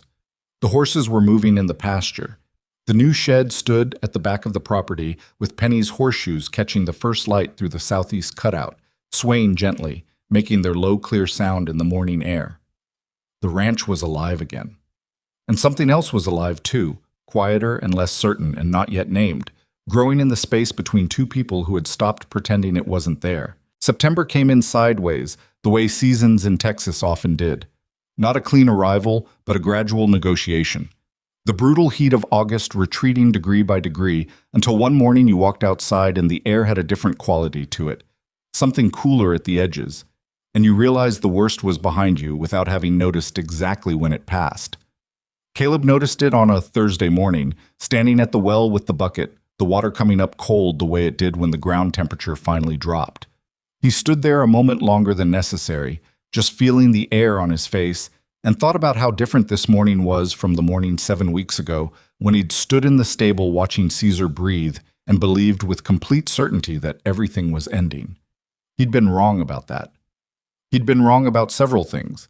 The question of what to do about being wrong was what occupied him as he carried the water bucket back to the house, where the kitchen window showed the warm glow of the lamp and the shadow of Eliza already moving around inside, doing whatever she did in the mornings before he came in. He'd never asked, had simply come to understand that she was a person who needed the first 20 minutes of a day to herself, which was a preference he respected because he understood it. He set the bucket on the porch step and sat down beside it and watched the ranch in the early light. The east pasture fence was solid now, the new posts bright against the weathered ones. The stable roof was patched, not beautiful but sound. The fire ring had its proper stone surround. The drying rack along the back porch held the current batch of herbs, chamomile and peppermint mostly, gathered yesterday from the creek banks where Eliza had shown him exactly which plants to take and which to leave. The shed stood at the back of the property with its southeast cutout and its shelves full of jars and its wind chime that caught the morning air when the breeze came from the right direction. None of it was what it had been before. The ranch his father had built was underneath all of it, foundation and bone. But the surface of things had changed. Some of the change was repair, things brought back to what they'd been. But some of it was different, new, altered, rearranged by the weeks that had passed and the particular pressure they'd applied. He thought about his father. The way the man had worked without stopping, past the point where stopping would have saved him. Caleb had understood it intellectually for years, the stubbornness of a man who believed the land would only hold if he held it. But he'd never entirely separated that understanding from a quieter grief, which was that his father had spent the last years of his life alone in his effort. No one working beside him, no one to hand something to when his hands were full. Caleb had inherited that pattern along with the land. He wasn't sure when he'd started to recognize it as a pattern rather than just a way of living. The back door opened and Eliza came out with 2 mugs and handed him one without ceremony and sat down on the step beside him, not close but present, and looked at the same view he'd been looking at. "You're up early," she said. "I'm always up early." "Earlier than early, then." She drank. "What are you thinking about?" "The ranch?" "Specifically?" He considered. "How different it looks now than it did 7 weeks ago." She looked at the pasture, at the horses moving in the early light, all 13 of them, Caesar among them with the unhurried authority of an old animal that has survived something and knows it. "It does look different," she said. "Better or different?" "Both," she said. "They're not the same thing." He looked at her. She was watching Caesar with an expression that was quiet and a little private, the expression she had when she was thinking something she hadn't decided to say yet. He'd become good at recognizing that expression over 7 weeks. He'd become good at a lot of things he hadn't known how to read before. "Eliza," he said, I want to talk about something." She looked at him. She had the stillness she always had when she was paying full attention, which was different from the stillness of someone waiting, more active, more directed, like a hand held open. He was not a man who talked about things naturally. He'd been alone long enough that putting interior things into exterior words felt like translation, always slightly imprecise. But he'd also learned 7 weeks ago, watching a woman go into a storm without hesitation, that the cost of not saying things was sometimes higher than the discomfort of saying them. "We never went to the county office," he said. "No," she said. "We didn't." "I want to ask you something about that, but I need to say something first." He looked at the view rather than at her, which was the only way he could do this without losing the thread. "When you came off that train, I was a man who had run out of options and was in the middle of losing everything. I didn't have anything good to offer you. I knew it then. I know it more clearly now." Caleb, let me finish." He wasn't sharp about it. "The arrangement we had on paper, the agency, the contract, that was one thing. What's happened since is something else. And I don't want to confuse those two things. I don't want you to feel like you're held to an agreement you made before you knew what you were agreeing to." He paused. "You could leave. You have grounds to. The situation you arrived into was not what you were told to expect, and no one would blame you." The morning was very quiet. The wind chime in the shed made its faint, clear sound on the air. "Are you asking me to leave?" Eliza said. Her voice was even, but he'd learned to hear what was underneath evenness. "I'm telling you that you can," he said. "Those are different things." She was quiet for a moment, then she said, "Do you remember what you told Caesar the night of the storm?" He looked at her. "What?" "You told him he was being incredibly difficult." She wasn't smiling exactly, but something in her voice was close to it. "You told him 23 years of knowing him, and he'd never made a single thing easy. You told him you weren't going to let him die in a flood because it was undignified." She looked at her mug. "I was in the stable doorway. I heard the whole thing." He hadn't known that.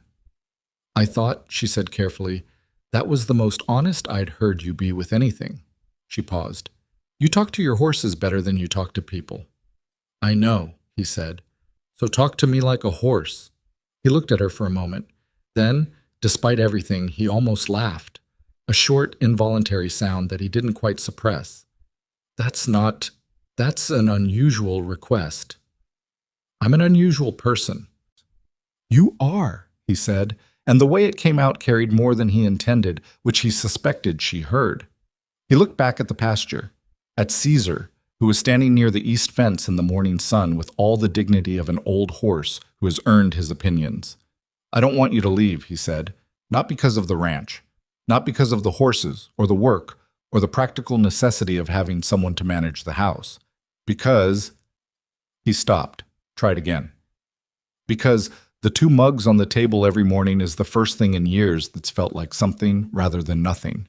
Because you went into a storm at midnight without anyone asking you to, for animals that weren't yours yet, and I have been thinking about that every day since.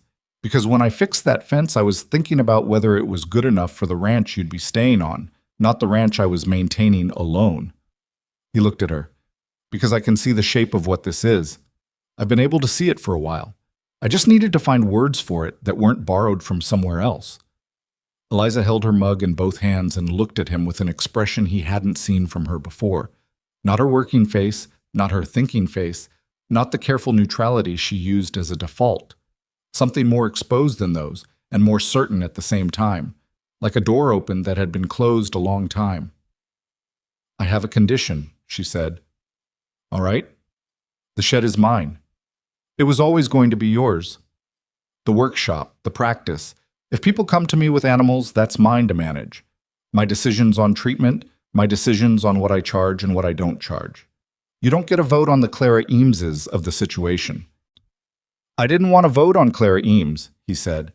I wanted you to be able to sustain yourself doing it, which is a different conversation. I know the difference. She looked at him steadily. I also know that you built that shed to the specifications I sketched on a piece of paper that I left on the kitchen table without asking you to build anything. And you built every shelf to the right depth and the workbench to the right height and the ventilation cutout at the right angle. And you hung Penny's shoes on the wall. And you never once asked me to acknowledge any of it. He didn't say anything. That's the kind of person you are, she said. I want to be clear that I see it. It was the most direct thing she'd ever said to him, and it landed with more weight than he was prepared for. He looked at the well, at the bucket, at the ordinary familiar objects of his ordinary familiar morning, which felt less ordinary right now than he could account for. I have a condition too, he said. Of course you do. You teach me. The medicine, the plants, the preparations, the treatments. I want to learn it properly, not just well enough to assist. If something happens to you, if you're ill or traveling, or you want to be able to continue the work, she said. I want to be someone who can, he said, for the animals, for the people who come here, and— He paused, because it's yours, and I want to understand what's yours. She was quiet for a long moment, long enough that he heard the wind chime again and the horses in the pasture and a mockingbird somewhere in the oak trees starting up its morning catalog of sounds. All right, she said, I'll teach you. All right, he said. They sat with that for a moment. 2 people who had said what needed saying and were now in the unfamiliar territory of what comes after. The county office opens at 9, Eliza said. It does. We could go today, if you wanted to. We could, he said. She stood up and took his empty mug along with hers and went inside, and through the kitchen window he watched her rinse both mugs at the basin in the way she did every morning. He sat on the porch step a moment longer, in the September air that was cool at the edges, and looked at his ranch. It was not the ranch his father had built. It was not the ranch it had been before the fever. It was something in between those things and something beyond them both, patched and repaired and altered, bearing the marks of everything that had happened to it. Not all the marks beautiful, some of them just evidence of hard weather and hard work, and the particular damage of nearly being lost. It was more honest than it had been before. He thought his father would have understood that. He got up and went inside to get his hat. Mpam. They were married at the county office at 9:30 on a Thursday morning in September, with the county clerk as witness, and no ceremony beyond what was required, which suited them both. The clerk, a middle-aged woman named Helen, who had witnessed hundreds of these transactions and brought a level of professional warmth to them that was genuine without being excessive, said the words and had them each say the words and stamped the document and shook both their hands. Outside on the county office steps, in the ordinary morning light, they stood for a moment. Eliza had worn her better dress, not her gray one, but a dark blue one he hadn't seen before, which she'd pressed the evening prior in the kitchen while he was working on fence inventory. He hadn't commented on it, and neither had she. "That was efficient," she said. "We're efficient people," he said. "We are." She looked down the main street of town, the supply store, the post office, the blacksmith, the feed operation that doubled as a social gathering point most mornings. People moved along the street doing their Thursday errands, paying them no particular attention. "Should we get supplies while we're here?" "I have a list," he said. She looked at him. He looked at her.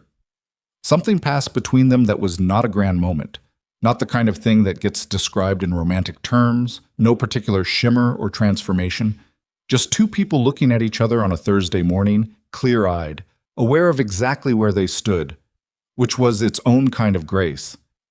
"Let's get supplies," she said. They walked down the street together. October settled in over the ranch with a gentleness that felt almost earned, the way good weather feels after a hard season. The cottonwood along the creek line went yellow in the second week, and the mornings came in cool and smelling of grass and turned earth, and the particular sweetness of the mesquite when the air is cold enough to sharpen it. The workshop was fully operational by then. The shelves were organized by Eliza's system, treatment compounds on the upper shelves in labeled jars, raw materials below sorted by type, tools and preparation equipment on the workbench. The new journal she'd started open on its stand in the morning light. She'd spent most of September copying her grandmother's notes into the new book, reorganizing them the way she'd described, by animal type, by symptom, building a reference that was usable under pressure rather than just legible to someone who already knew what they were looking for. She added her own observations on every page. The margins Caleb's grandmother had filled with 40 years of experience were now filling again, this time with Eliza's precise handwriting. New cases, new dosing notes, adaptations for the high summer heat versus the cooler months, a running record of every animal she'd treated and how they'd responded. The new journal did not replace the old one.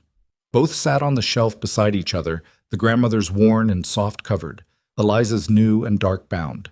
2 volumes of the same ongoing conversation conducted across decades. Caleb studied with her in the evenings, at the kitchen table most nights. He was a practical learner. He needed to understand the reasoning behind things before the steps made sense to him, and Eliza taught accordingly, explaining the logic of each preparation rather than just the procedure. He asked questions that occasionally surprised her, the way questions do when they come from someone who is genuinely trying to understand rather than simply complete a task. "Why does the creek sage have to be counted by leaf rather than measured by weight?" he asked one evening, looking at the relevant page in the new journal. "Because the concentration of the active compound varies between plants, and a heavier leaf isn't necessarily a more potent one. The active element seems to track size more reliably than mass." She passed him the journal and pointed to a note in the margin. "My grandmother figured this out after 2 inconsistent batches. She lost a treatment window on an animal because of it." He read the note. "How did she know to adjust?" "She paid attention to what wasn't working and asked why, instead of assuming the animal was the problem." Eliza took the journal back. "That's the most important thing I can teach you. When something doesn't work, don't move on until you understand why." He looked at her across the kitchen table. "What?" she said. "Nothing." He looked back at the page she was showing him. "That's also good advice for things other than medicine." She didn't respond to that immediately. Then, "Yes, I suppose it is." The animal Caleb remembered most from that autumn was not a horse. It was a young colt, not yet a year old, that came in on a cold October morning in the back of a wagon driven by a man named Samuel Reeves, who was about 60, weathered in the way of men who had worked outside their whole lives, and who was having difficulty looking directly at anyone when he spoke. The colt was badly underweight. Not sick in the way the other animals had been sick. No fever, no toxin accumulation. He was thin in the manner of an animal that had not been fed properly for a significant period, his ribs visible, his coat dull, his energy low in a way that read more like resignation than illness. Caleb met the wagon at the gate and knew immediately what he was looking at, and felt the particular, slow anger that comes when an animal has been neglected by someone who knew better. He kept his face neutral because anger in this situation wasn't useful, and he'd learned the difference between feelings that helped and feelings that got in the way. "What happened to him?" he said. Reeves looked at his hands on the reins. "Difficult summer," he said. "I had medical costs. My wife's been ill. The feed money—" He stopped. "I couldn't make it stretch." Caleb looked at the colt, then at Reeves, at the man's hands, which were rough and shaking slightly in the cold, and at his coat, which was too thin for October and showed the same kind of difficult summer the colt did. He understood things about hard seasons. He understood them more than he'd used to. "Bring him in," he said. Eliza was in the workshop when he led the colt past. She came out and looked at the animal, and her expression did its focused, assessing thing, but there was something else in it this time. She looked at the colt's ribs, at his coat, at the way he moved, careful and low energy, saving himself. And then she looked at Caleb. He gave her a small nod. She went back into the workshop and came out with something different than her usual treatment preparations. A feed supplement she'd developed over the summer, a blend of ingredients that helped malnourished animals absorb nutrition more effectively than they otherwise could. It wasn't medicine exactly. It was more like care made practical. "It's going to take time," she told Reeves. "More than the fever cases. His system needs to relearn how to process properly." "How long?" "Weeks, possibly longer." She looked at the man directly. "You'll need to leave him here?" Reeves nodded. He was quiet for a moment, and then he said, "I'm not a bad man. I want you to know that." "I don't think you're a bad man," Eliza said. There was no particular softness in it, but no judgment either, just acknowledgement. "Hard seasons make hard choices. I've seen harder situations than yours this year, and I've also seen people choose worse than you did." She paused. "You brought him here. That matters." Reeves left without the colt. He drove slowly down the entrance road, and Caleb watched him go. And somewhere in the middle of watching, he thought about his father again. The man who wouldn't stop. The man who worked past the point of sense because stopping felt like failure. He thought about Eliza's father, who hadn't spoken for 2 days when his pigs died, and who'd rebuilt partially, but never all the way. He thought about all the people who'd come down his entrance road with sick and suffering animals, each of them carrying something beyond the animal. A difficult summer, a sick wife, a 4-year-old who needed milk, an old dog who was the last thing left. The ranch had always been about the horses. That was true. But it had become about something else too, something he didn't have a clean word for. The way a place becomes a place that people know they can come to, not because it has all the answers, but because someone there will take the problem seriously. He thought Eliza had understood that before he did. He thought she'd understood it when she decided to treat Martha Foss's calf without charge, and when she'd sat with Clara Eames while the old dog was treated, and when she'd told Douglas Pruitt's cow helped her learn. She'd been building something from the beginning, not just treating individual animals, but creating a practice that was connected to the community around it. The workshop wasn't just her workspace. It was the center of something that was still growing its edges. He walked back inside and found her in the kitchen, writing in her journal at the table, making notes on the colt, his weight estimate, his condition score, the supplement schedule she was planning. He sat down across from her and she kept writing. "Reeves," he said, "he's going to have trouble affording feed through winter, even if the colt recovers." "I know," she said, not looking up. "I have more hay than I'll need. The herd is back to full health, and I over-ordered for contingency." She looked up. "I'm not suggesting charity," he said.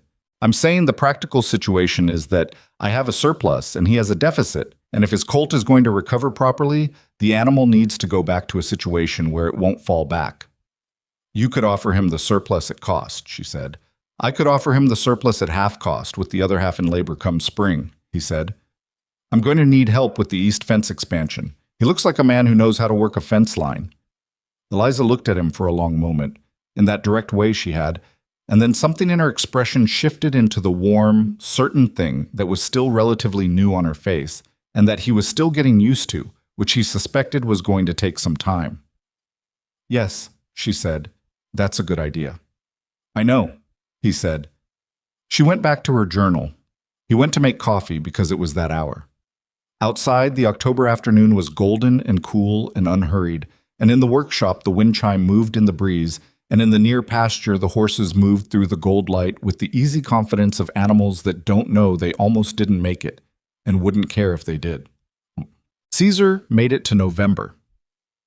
Not that November was a milestone he'd been racing toward. The old horse simply kept going, the way he'd been keeping going for 23 years, eating and being difficult and standing in the sun by the east fence with the proprietary air of an animal who had decided the sun existed largely for his benefit. On a quiet afternoon in early November, Caleb spent an hour at the east fence just standing near Caesar, not doing anything in particular. The horse tolerated this in the companionable way of an old friendship, where presence doesn't require explanation. Eliza found him there at the end of the afternoon.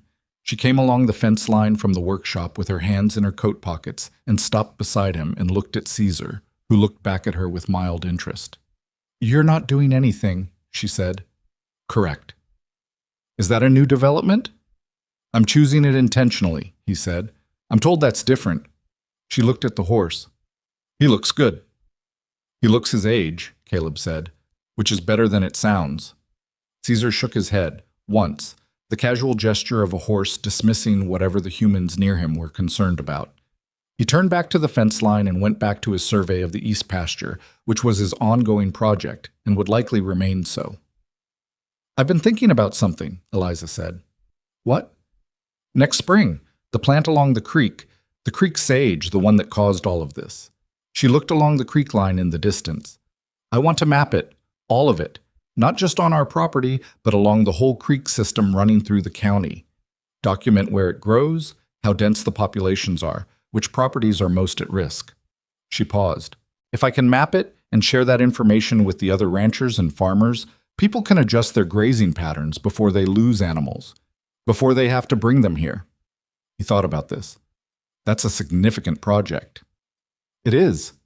She looked at him. "I'm going to need help with the mapping part. I don't have your familiarity with the land layout. You know this county better than anyone." He considered the east pasture, the creek beyond it, the long territory of land that stretched between one property and the next. "It would take most of the spring. We'd need to cover a lot of ground." "I know." "We'd need horses." "I had noticed we have several," she said. He almost smiled. "Almost." "All right," he said. "Spring." "Spring," she agreed. They stood in the November afternoon beside the east fence, the old horse between them doing his ongoing work of simply existing with authority, and the ranch spread out behind them, the stable, the workshop, the repaired fence, the house with 2 mugs on the kitchen table every morning. Not a perfect thing, not a finished thing, a thing in progress, shaped by everything that had happened to it and still being shaped, which was simply what living things were. This was what Caleb thought about, standing there. Not the crisis 7 weeks past, not the fever or the storm or the night he'd believed it was over. He thought instead about the morning after the storm, when the rain had cleared and the light had come through the stable boards in thin silver lines, and he'd looked at Caesar, alive, breathing, and probably still there, and had felt that small, careful thing, like a match struck in a very large room. The room was less large now. It had filled up with things, work and noise, and the particular warmth of a kitchen that had someone else in it. A workshop where Penny's shoes made their sound in the morning air. A horse that had refused to die because no one had made it easy for him. You could build things out of whatever survived. That was what he understood now, in a way he hadn't before. Not the things you lost. You couldn't build from those, and pretending you could was its own kind of damage. But from what remained, from what held, from what came through the worst of it still breathing, from that you could make something real. It would have marks on it, evidence of what it had been through. That was not a flaw in the material. That was the material. He had 19 years of hard work in this land. She had a dead woman's notebook and 40 years of knowledge she'd carried here in a leather satchel on a train she'd boarded alone. Neither of those things was the life either of them had planned on. Both of them were exactly what they'd needed. The sun was getting low. Caesar turned from the fence and walked slowly back toward the stable with the unhurried dignity of an old horse who knows his own schedule. Caleb and Eliza watched him go. "Dinner," she said. "I'll be in," he said. She walked back toward the house. He stayed another moment at the fence in the November evening, looking at the land he'd fought for, and the workshop where the light was still on, and the stable where a horse that should have died was bedding down for the night. And he thought about his father, who had worked this land alone and died not knowing if it would hold. It held. It was holding. That was the thing he wished he could say to the man, if time moved differently than it did. Not that everything had worked out perfectly. It hadn't, and it wouldn't. But that the thing he'd built hadn't disappeared. That someone was still here, two people now, working it by the same stubborn insistence that had built it in the first place, and that the stubbornness had turned out to be inheritable, just not in the way either of them had expected. He pushed off from the fence. He went inside. The kitchen was warm and the lamp was lit, and Eliza was at the stove with her back to him, and she said, without turning around, "The cornbread is better if you let it sit." "I know how cornbread works," he said. "You always say that." "It's always true." She turned and looked at him, and her expression was ordinary. Just a woman in a kitchen at the end of a working day, tired, practical, real. Not a picture of anything, just herself. He sat down at the table, at his side of it, and the two mugs were where they always were, and outside the November dark was coming in over the Texas land that held, and the ranch breathed on.